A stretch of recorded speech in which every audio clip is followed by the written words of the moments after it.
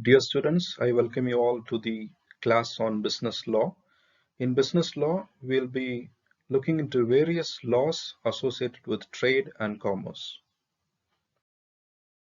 So to begin with, we'll look into what are the sources of the Indian mercantile law in order to understand contracts. So when we look into what are the sources or from where the Indian mercantile law was adopted, so we can see that there are four items here. So first and foremost is the English mercantile law, which is the British mercantile law, from which the Indian mercantile law or the business law has been adopted mostly. And then we have the Indian statute law, like the Indian contract law, which has been used widely. And then we have the various judicial decisions that have been taken in the courts, that is the judgments by the judges in the courts regarding various cases. Uh, uh, and then finally we have the various customs and usages, with respect to the Indian perspective. So we have different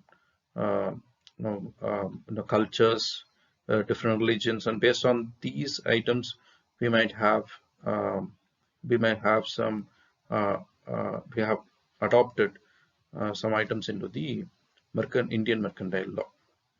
And then, so we look into the scope of the Indian Contract Act 1872. So what it covers entirely. So it is divided into two things. One is general principles of law of contract, and then we have the special kinds of contracts. So under general principles, we have the elements of contracts. It covers the performance of contracts, breach of contracts, and finally remedies for the breach of contracts. So under special kinds of contracts, it covers indemnity and guarantee. It has bailment and pledge, and finally contract of agency. We'll look into these topics elaborately in the coming classes. So what does Indian Contract Act do, or why Indian Contract Act? So it basically frames and validates the contracts or the agreements between two parties or various parties. And also it is one of the central laws that regulate and oversee all the businesses where there's a case of a deal or an agreement. It lays the rights and obligations arising out of the mercantile transactions. So basically, it tells you what to do, and it also mentions the rights for you when you enter into a mercantile transaction. So the Indian Contract Act 1872 so defines a contract like this: an agreement enforceable by law. An agreement enforceable by law. So there are two items here, two things here. There is one is agreement and the one is law, enforceable by law. So to understand this even further, we'll look into the next slides. So you can see a picture here. There are two individuals. When you look at the right hand side, the person on the right hand side, he has something in mind. He has something called the mobile phone, mobile device in mind, and the other person has something called the money in mind. So these are two people who are coming into a contract with each other. So one person wants a mobile phone and another person wants some money. So here there's a contract, there's an agreement, and there's a contract, and there's a deal here. So just keep this scenario in mind while we look into the other slides.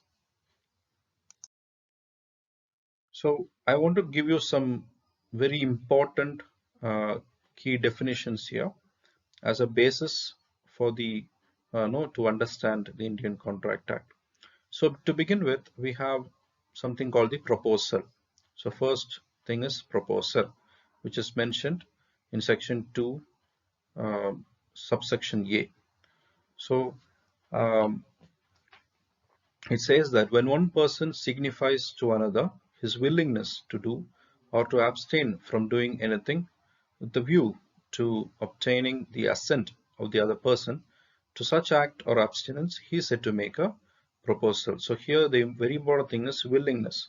So one person mentions his willingness to another, or signifies his willingness to another to do something or to get into a contract.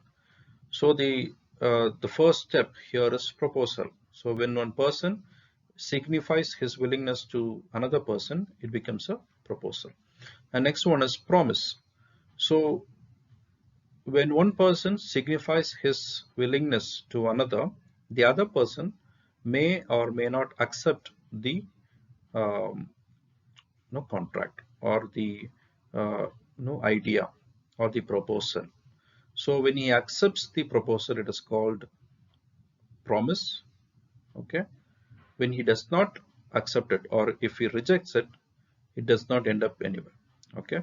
So when he accepts the proposal, it becomes a promise. So here we have two parties to a contract. So one is the promiser and another one is the promisee.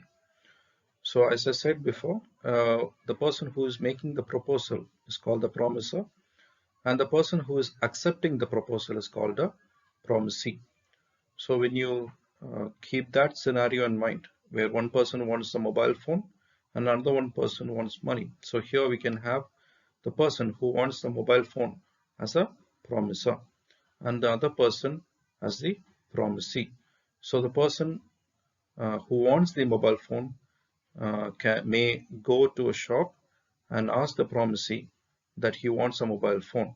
So in that, when he signifies his willingness to buy a mobile phone, he is giving out a proposal. And if that mobile phone is available in that store, the promisee would tell him that he has accepted the proposal. And when the proposal gets accepted, it becomes a promise. So in that way, the contract forms. So we can also call this promiser as a offerer.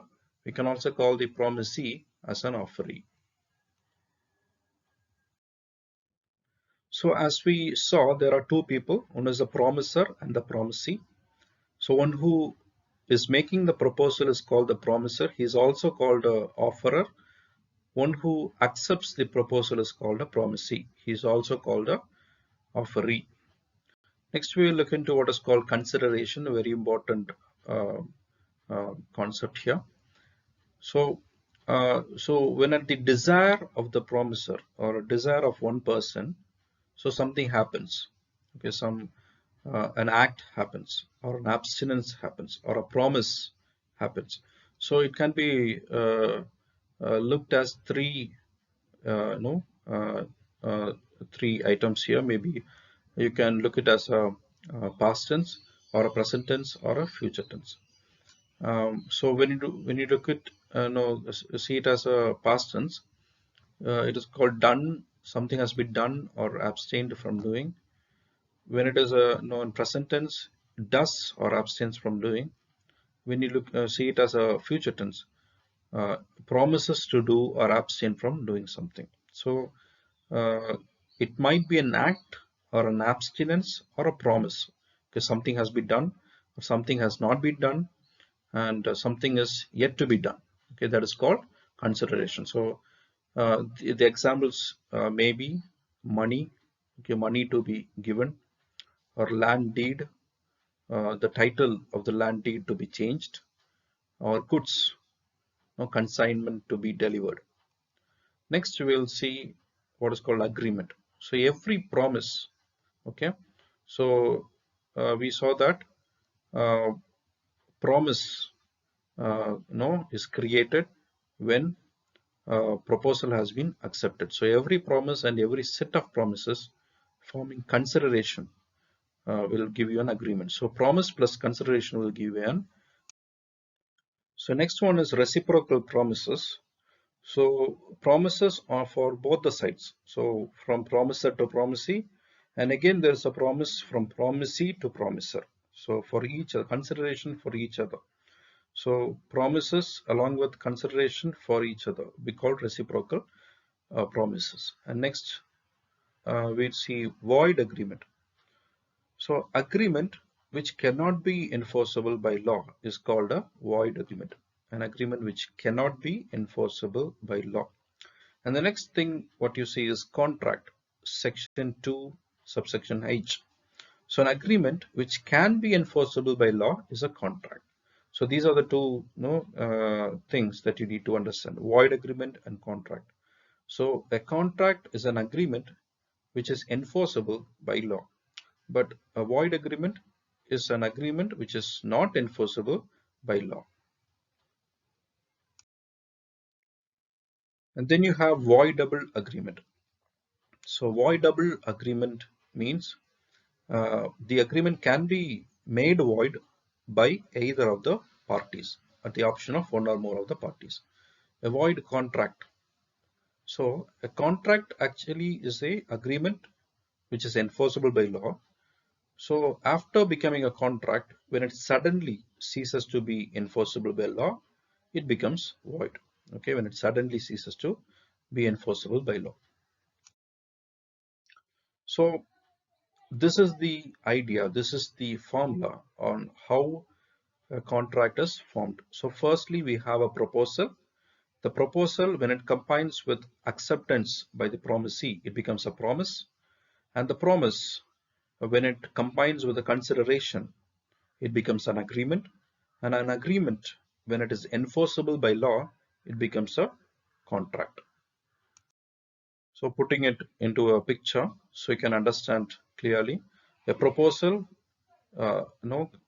gets converted into a promise, and then it is transformed into an agreement, and finally you get a contract. So proposal plus acceptance gives you a promise, promise plus consideration gives you an agreement, agreement plus enforceability gives you a contract. Thank you.